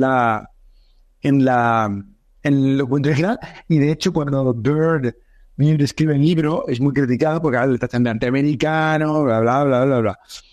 ¿Qué ocurre? Casi 100 años después hay una persona que dice, no, yo voy a leer a Byrd y voy a ver, lo que pasa es que no lo he leído todavía, y el tipo lee el libro de Byrd contrasta las fuentes, y su conclusión es que el autor Byrd se queda corto. Es decir, era todavía más salvaje. Pero esto con las palabras es, por ejemplo, tirano, viene tiranos en griego, rey soberano. De hecho, el Demos apoyaba al tirano. ¿Por qué? Porque lo protegía de la aristocracia, de la oligarquía. Y ellos, en los tiranos, había tiranos buenos y tiranos malos. Pero los tiranos no eran malos por defecto. De hecho, a veces eran los que los salvaban de la oligarquía, que era algo que no de los pocos. Y por ejemplo, hay una palabra maravillosa en griego clásico, que es idiota.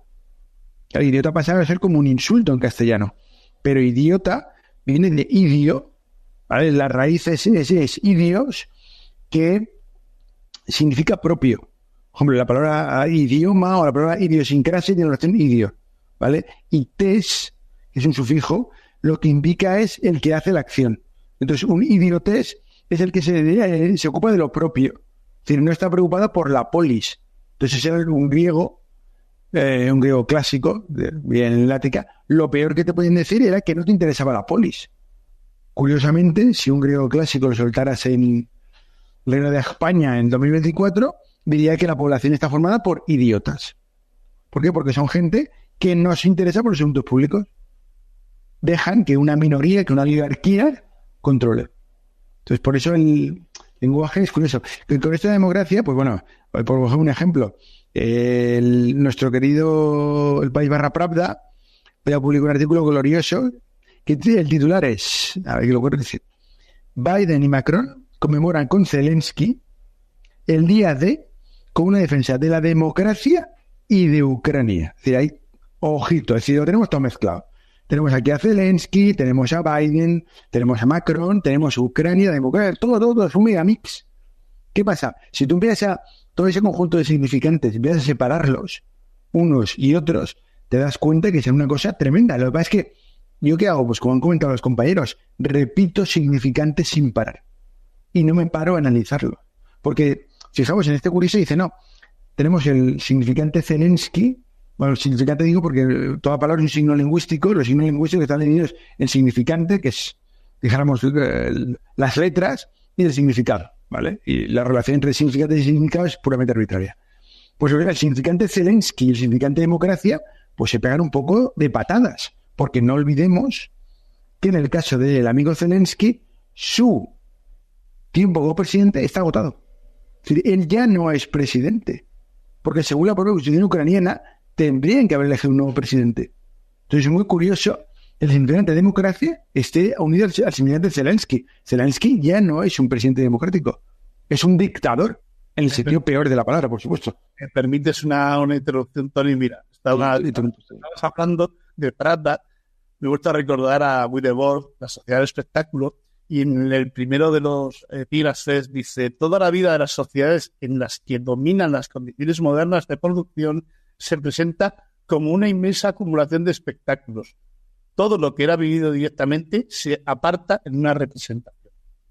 Claro, La sociedad del espectáculo, otro libro básico.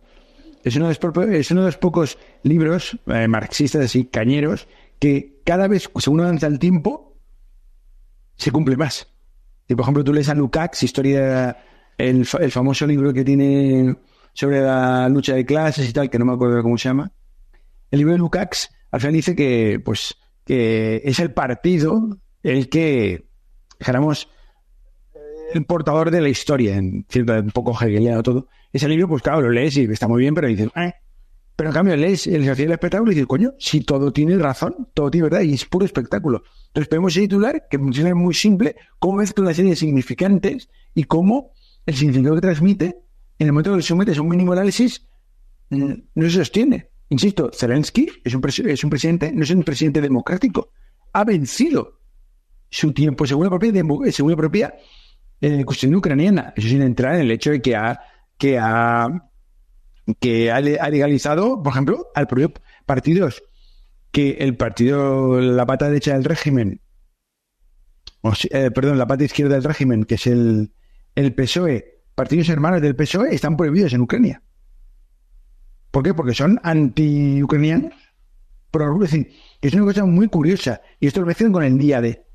El día D también es otro mito, porque realmente el día D, pues bueno, ahí todo el mundo habla del día D, pero nadie se acuerda de la operación Bagration, por ejemplo, que ocurre a la vez el día D, y que sí que son aquellos bestia, y de hecho el Ejército Rojo más o menos lo hace a esa altura para que el ejército, los alemanes no puedan transportar tropas a Francia. Pero que ese titular tan simple nos indica lo que hemos estado comentando, el poder que tiene el lenguaje. Y como si yo no me paro a pensar, es que me la van a colar.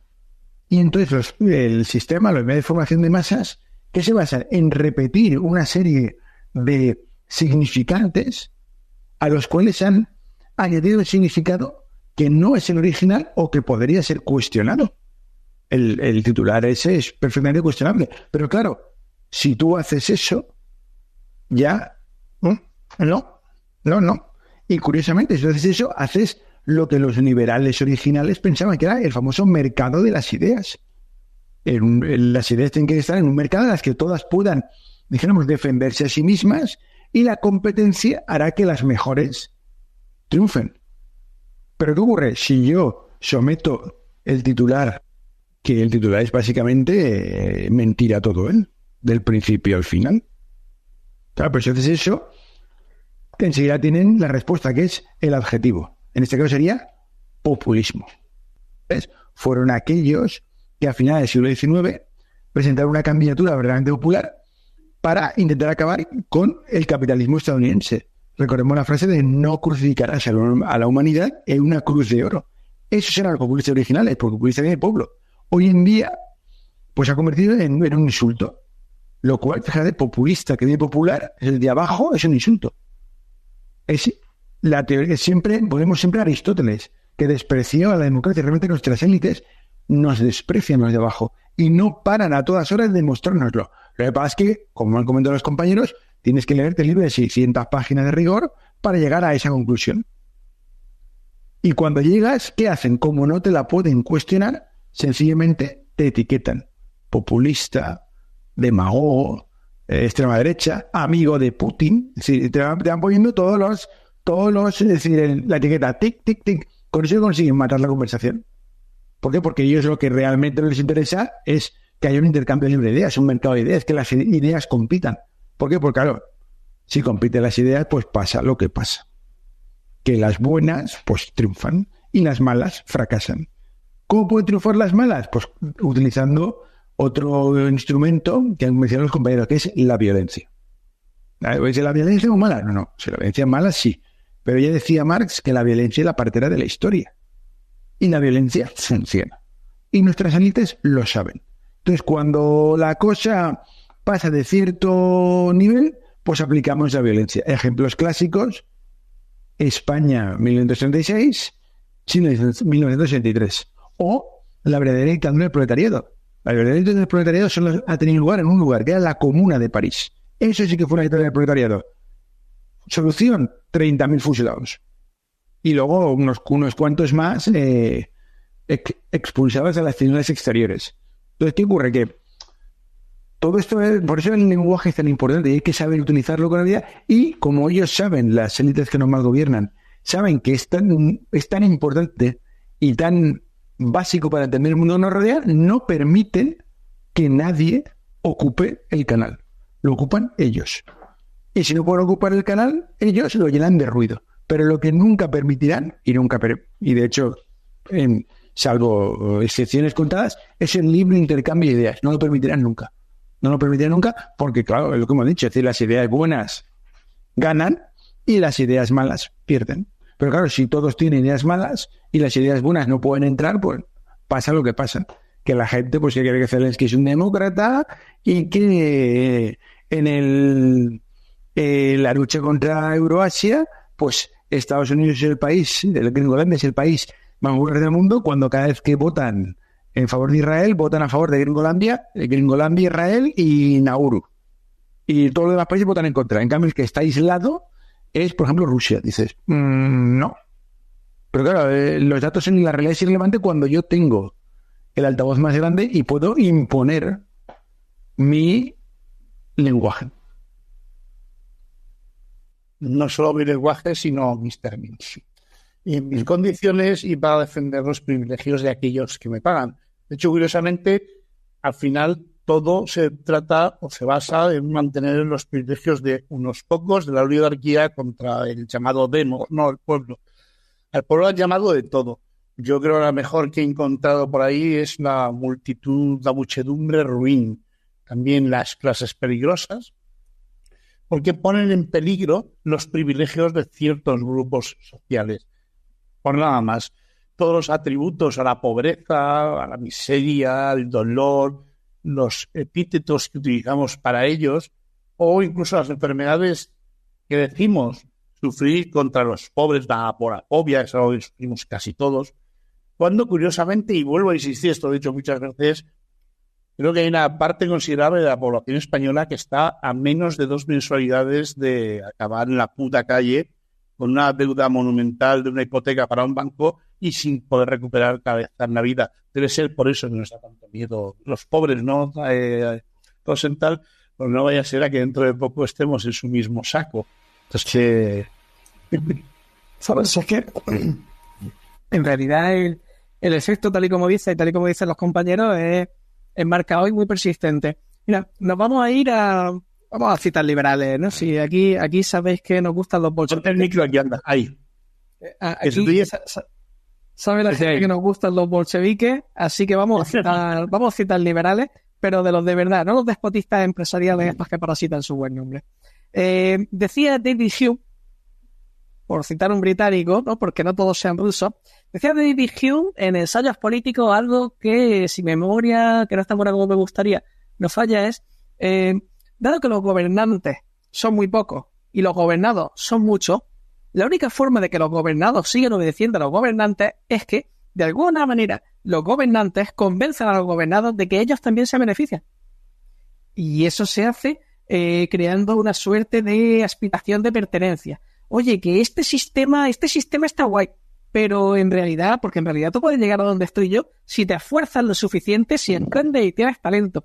Esa mitología de la que hemos hablado en otros programas está ahí precisamente para machacar cualquier tipo de juicio crítico entre dos tendencias terriblemente problemáticas. Uno es la propia necesidad. Ya decía Tomás Moro en la Utopía que las revoluciones las hacen los bien alimentados, porque si no, la mera necesidad de supervivencia te impide organizarte a medio y largo plazo. Y lo que es el deseo aspiracional. El sistema puede quedarse como está, pero yo lo que quiero es un lugar mejor. Yo lo que quiero es trepar por la pirámide. Y eso hay que reconocer que nuestra oligarquía, siguiendo el memorándum de Powell, hizo un trabajo brillante con la creación de chiringuitos de propaganda de extrema derecha, estilo la Monte Peregrino, la Heritage Foundation y las demás que hay a patada. El que quiera más ejemplos, que se vaya a un documental que se llama Ladrones del Sueño Americano. Que lo lea por ahí, que también se dio en detallazo. Lo que han dicho los compañeros acerca de la incapacidad de reflexionar por la inundación tiene que ver con un límite de la memoria que es muy divertido, que es el límite temporal para coger y mantener lo que es los elementos conscientes y trabajar con ellos. Existe un fenómeno muy divertido que es la negligencia del cambio.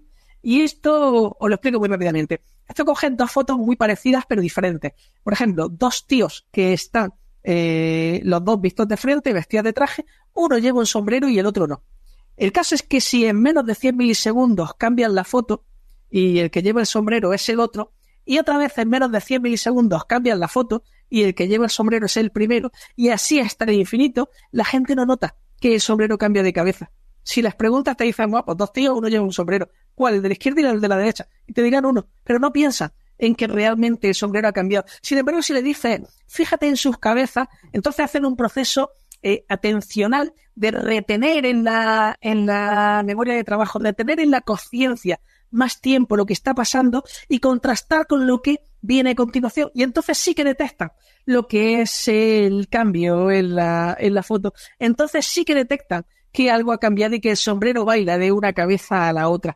Bien, eso tiene que ver con el estilo estadounidense de hacer propaganda de noticias que se va instaurando en España poco a poco, que consiste en inundar de información superficial en cantidades industriales y con sus textos que hablan de otra cosa o de la misma, de otra manera, etcétera, de forma que no tengas tiempo para coger y razonar. Creas que estás informado, entre comillas, pero no tengas tiempo para coger y analizar qué es lo que está pasando y no ver cuando la cabeza cambia, cuando el sombrero cambia de cabeza. Cuando Eurasia siempre estuvo en guerra con Oceanía, Oceanía siempre estuvo en guerra con Asia Oriental, como decía John Orwell, que también hablaba de cómo limitar, cercenar el lenguaje para cercenar el pensamiento. Es un entorno bastante curioso. Voy a poner más ejemplos porque señores, no pretendemos que os creáis, pretendemos que vayáis y lo veáis. La libertad de los saqueadores, libertad o comunismo, hombre, pues visto así, campeón, y sin embargo, propagandísticamente el eslogan funciona condenadamente bien por toda la asociación de libertad que hay en todo el contexto mediático. Y sobre todo en Estados Unidos. En otros lugares ya se podría ver de otra manera. Si os vais aún ampliando el debate que hicimos hace mucho tiempo, que se llama El cine que no ves, tenemos ese tipo de ideas comentadas y ahora volveremos a ello. Decía otro liberal fascinante, ¿no? Otro Maquiavelo, Nicolás de Maquiavelo, en El Príncipe. Ninguna palabra motiva más, ninguna palabra justifica más ninguna barbaridad que la palabra libertad. Y bueno, y tenemos aquí a la cuevecilla de genoveses, ¿no? Esa organización criminal de corruptos hasta el tuétano, que fue fundada por 7 ministros fascistas, por lo que sea, oye, que estos lo fundaron 7 ministros fascistas, pero la extrema derecha son los otros, no son la escisión más de derechas que estos, ¿no? Es que manda narices, como el lenguaje coge y te estructura el espectro ideológico y hasta cierto punto limita lo que ves y lo que no. Pues si nos vamos, por ejemplo, a otras campañitas de esta gente, todas van exactamente en la misma idea. Todas van cogiendo 4 o 5 palabras que en principio son muy positivas, sabiendo que van a pasarlas, van a arrastrarlas por el alquitrán y el fango hasta que no quede nada y utilizándolas de forma propagandística, porque con el machaque persistente nadie notará que el sombrero cambió de cabeza, nadie notará lo que son las diferencias. Y el que no me crea, que vaya a la Fundación Miguel Ángel Blanco y cómo lo utilizaron para blanquear dinero nuestros demócratas de toda la vida, que por supuesto no tienen nada que ver con el fascismo español, más allá de que tengan los mismos apellidos, la misma herencia, y el partido lo fundaron 7 ministros fascistas a grito de viva Franco, según crónica de ABC, que para algunos idiotas pues podría ser el mundo obrero de la época, que ya no vale. más ejemplos divertidos en dinámica judicial. Señores, esto se estudia mucho en los entornos bárbaros, donde no se sirve, no sigues un reglamento como tal, un código penal como tal. En los entornos anglosajones, que lo que hace es seguir la jurisprudencia y las ocurrencias de otros, ¿no? Bueno, pues el que quiera ver más detalles sobre esto, que se vaya al capítulo de la democracia en América de Alexis de Tocqueville, que es un libro maravilloso que hemos recomendado un montón de veces, al capítulo que se llama El pensamiento legista como contrapeso al impulso democrático. Bien, pues ahí una de las cosas que son importantes es el cómo manipular a los testigos. Cómo manipular a los testigos para inutilizarlos. Y entonces yo os pongo un ejemplo que está estudiado en psicología social. Tú planteas preguntas que son coherentes con el contexto y dejas que pase el tiempo. Si las planteas suficientes veces, repitiéndolo lo suficiente, puedes incluso fijarlo. Tú coges y le dices a un tipo, oye, estos coches que chocaron así al sacar la esquina, el coche azul se saltó el stop. Era libre de saltarse los stop el coche azul. Y claro, resulta coherente en tu mente que allí hubiera un stop, tal y como lo dice y tal y como lo pregunta. Así que la persona se queda un momento y si no recuerda muy claro qué es lo que pasó en realidad, pues reconstruye su memoria, porque la memoria nunca es fija, siempre es reconstructiva, y muy probablemente integra el stop ahí. Dice, sí, el coche rojo que fue el que le pegó al otro, se saltó el stop. Luego llega al momento del juicio y dice, oiga, ¿y entonces usted vio que este coche se saltaba el stop? Y él dice, pues sí, se lo saltó, no frenó y le dio al otro. Ahí es que no hay ningún stop ni nunca lo ha habido. Vale, el testigo a su casa para estar. Ya no vale como testigo y una de las pruebas acaba de saltar por los aires. Pero es que os digo más, y esto también está estudiado en psicología social. Tú coges y cambias el verbo en una pregunta y la interpretación de la realidad cambia. Hay un momento muy divertido de sí, señor ministro, como sobre hacer encuestas que va sobre esto, pero vamos a ir a lo concreto y a lo estadísticamente contrastado empíricamente. Tú coges y pones un vídeo de dos coches chocando uno por otro.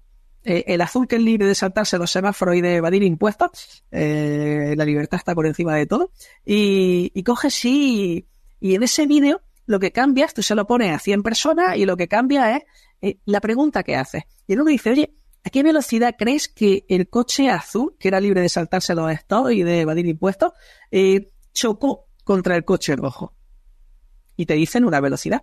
¿Y a qué velocidad crees que el coche azul, que era libre de evadir impuestos y de cometer delitos y todo este tipo de cosas, se estrelló contra el coche rojo? ¿Y a qué velocidad crees tú que el coche azul colisionó? Y según el verbo que utilizas, lo que está es cambiando la estimación de la velocidad hasta 30, 40 kilómetros por hora. Que, hostia, en velocidad en entorno urbano es bastante. O sea, si tú utilizas ese estrelló, la gente sobreestima la velocidad que vio, porque estamos hablando de un vídeo que ellos ven.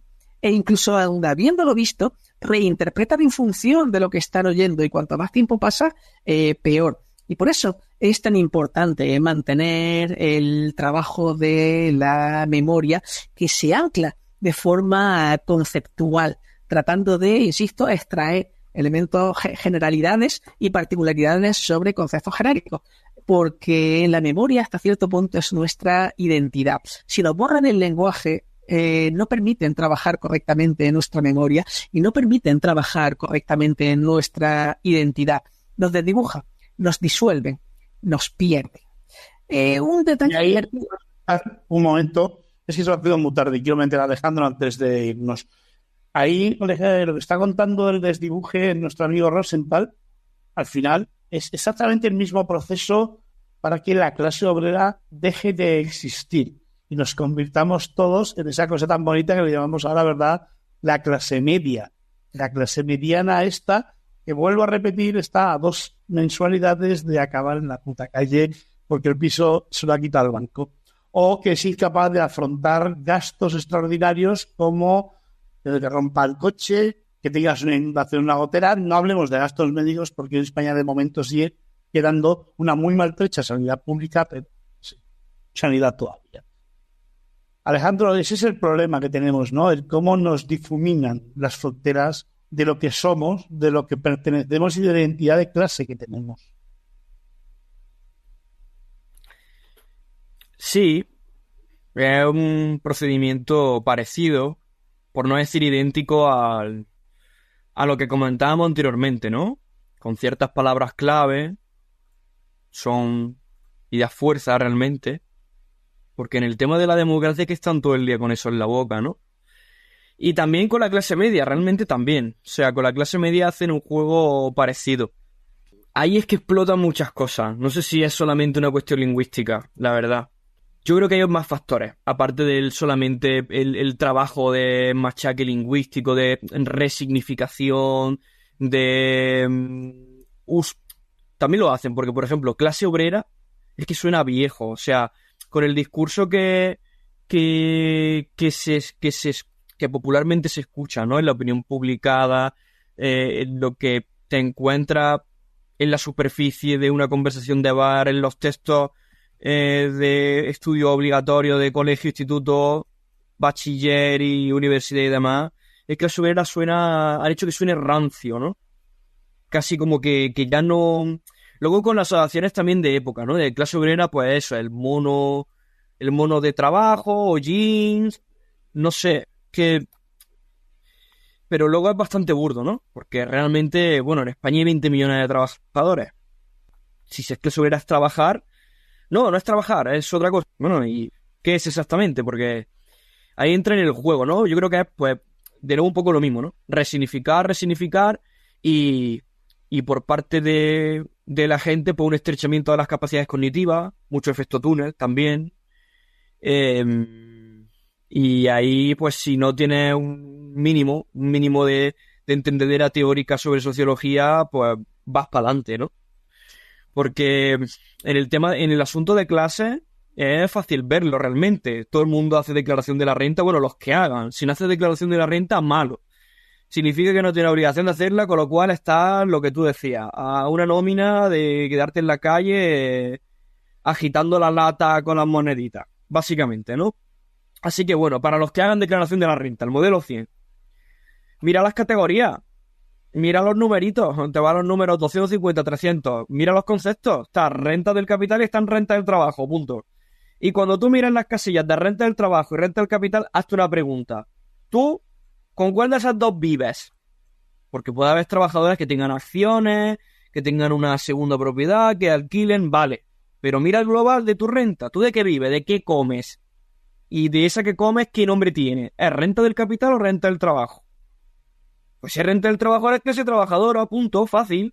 Es que no es ninguna conspiración marciana, es que son las propias categorías fiscales, las propias categorías laborales, en fin, que es el propio, no sé, las propias normas del Estado, entre comillas, burgués, ¿no? O sea que tampoco hay que hacer una tesis doctoral ni nada por el estilo. Es algo muy evidente, es como que eso del árbol no te deja ver el bosque, no lo sé, no sé, creo que tiene que haber más motivos, no, para el tema de la clase trabajadora, yo creo que sí, aparte de resignificación y demás, tiene que haber, hay más factores, ¿no? Pero sí, este sería uno de ellos, lamentablemente, y ya te digo, tan burdo como mirar el modelo 100, ¿no? Que no sé, es algo que yo nunca lo he entendido muy bien, porque claro, también es que es aspiracional, ¿no? O sea, clase media lo han convertido en eso, de contemporáneo, de ahora, no sé, como que quizás yo aquí tengo mi propio sesgo, ¿no? Que como tengo la cosmovisión que tengo y con las herramientas cognitivas con que lo analizo, pues me cuesta mucho hacer clic para ver cómo puede llegar la gente, lo decís sobre todo por el artículo este reciente del País, ¿no? Que han preguntado y solamente se reconoce como clase trabajadora un 10%, creo, y como clase media el 50, el 60, ¿no? Sí. La clase media, pues aspiracional, ¿no? Porque la clase trabajadora del año 60-70, pues compara patrimonio y échate a llorar y a temblar. No lo sé. La verdad es que no sabría qué deciros sobre ese tema. Creo que sí que habría que hacer un programa solo, ¿no? Para ver cómo la psicología de masa ha llegado a rechazar, darle asco y repudiar la noción obrera, cuando todos lo son. Sí. Y por otro lado, parece que ser clase media, ¿no? Te mete dentro de la cosmovisión cosmopolita, de ciudadano, esa visión menos, que no de clases, ¿no? Sino de ciudadanismo, no lo sé, ya os digo. De clientes. No sé. Pues, La clase media es decir, no son ciudadanos, son clientes. Eres cliente en la medida en que tienes recursos económicos para mantener, y al logro con esto, una vida relativamente ociosa.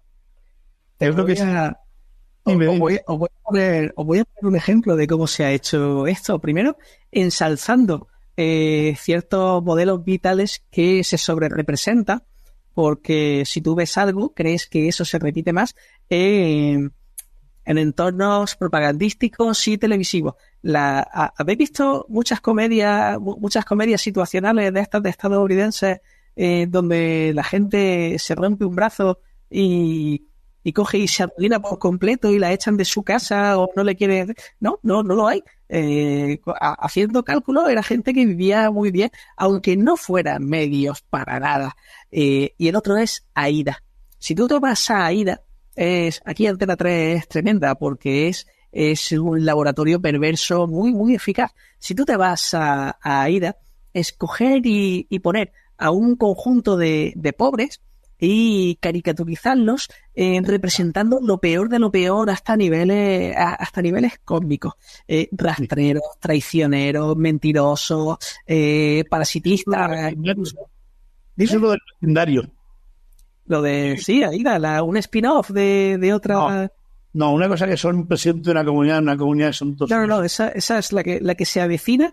Yo me refiero a AIDA, que la mujer era una mujer que se mataba a trabajar, tenía un hijo que era drogadicto y pegaba palos por ahí, en plan de menudeo, que era el Luismi, que lo hacía Paco León de una forma muy divertida y muy graciosa, y a partir de ahí todo lo demás. Es una forma de machacar cierto tipo de conceptualización mientras ensalzas otra que dice, oye, ¿tú de cuál de los dos quieres ser? Pobre. Yo de los cicateros egoístas que están por ahí rapiñando y traicionándose y mintiendo entre sí, a lo mejor no quiero ser. Y pues párate del PP, ¿no? Rompe el carnet, joder. Pero bueno, a lo que vamos con esto, en el cine eso funciona condenadamente bien. Y de hecho, si tú te vas a una película que se llama Precious, una película que le dieron el Oscar a la mejor actriz, resulta tremendamente convincente. La historia de una chica que su padre abusa sexualmente de ella y tal. Ella tiene algunos problemas mentales y al final toda la película va de cómo se sobrepone a todo eso y consigue sacarse graduado y trabajar en un supermercado para el resto de su vida mientras atiende a su hijo. Esa es la película. Pero lo importante no es la trama principal, porque la trama principal dice, bueno, esto es ficción. Lo importante es lo que te venden del contexto. En lo que no parece trama principal, en lo que dicen, oye, esto intenta reflejar la realidad, porque tú ves esa película donde una persona, la madre le dice, oye, mira, que lo hemos pensado mejor y queremos que vuelva, y cuando la chica dice, no quiero volver, entonces ella contesta, ¿cómo se te ocurre que no quieras volver? Que me han quitado el subsidio porque tú te has ido. Y lo que piensa cualquier persona normal es, pándame parásitos, no quiero pagarle a estos ni un duro más porque son alimañas. Eso lo pone el día de antes de la jornada de reflexión o en la misma jornada de reflexión y estás creando una idea de cómo funcionan los servicios sociales y por qué no hay que poner un solo duro en los entornos pobres y negros de ciertas ciudades. Y eso funciona allí, funciona aquí también. Y ahora una alarma para nuestros amigos liberales que no se escuchan. Los de verdad. Nuestro bolchevique favorito, Adam Smith, decía que esas clases presuntamente medias, que en realidad no lo son las primeras en caer hacia la clase baja cuando hay crisis, porque los hijos de las clases altas ocupan los puestos que normalmente ocupaban ellos, empujándolos hacia abajo. Y ahora, id a los fenómenos de las universidades privadas y de cómo se distribuyen los títulos, a ver si el señor Adam Smith, nuestro bolchevique favorito, tenía razón o no. Campeones. Bueno, vamos a hacer Sin acritud. Nunca tenemos acritud. Ya os contaremos. Llevamos ya 2 horas, dejamos aquí el programa. Han salido un montón de temas. La verdad es que ha estado muy bien, me lo he pasado de puta madre. Gracias por lo de la película, no sabía ni que existía. Lo de Ana esa no lo voy a ver, porque francamente me da igual. Ya bastante con ver Manolo y Benito y Manolo una vez tuve suficiente, y lo de lo que se avecina, eso mucho más terrible. Y bueno, prefiero leerme a Mike Davis, cualquiera de los libros, que son mucho más interesantes y reflejan unas realidades que me interesan más que lo de los amos. El lenguaje es lo que decimos, cómo lo decimos y a quién representamos y dejamos de representar. Tened mucho cuidado porque el trabajo del amo y de sus perros es siempre el mismo, es engañarnos y hacer que asumamos como válido posturas que van contra nuestros intereses. Y ya no de clase, sino como personas, que tengamos peor sanidad, peores trabajos y peores futuros para nuestros hijos en un planeta que, como ya sabéis todos, cada vez va peor para nosotros. Recordad, la Tierra no le pasa nada. La climatología, el clima nos sujeta a los humanos. La Tierra sin humanos vive perfectamente. El problema lo tenemos nosotros como especie y como sociedad. Muchas gracias y muy buenas noches a todos.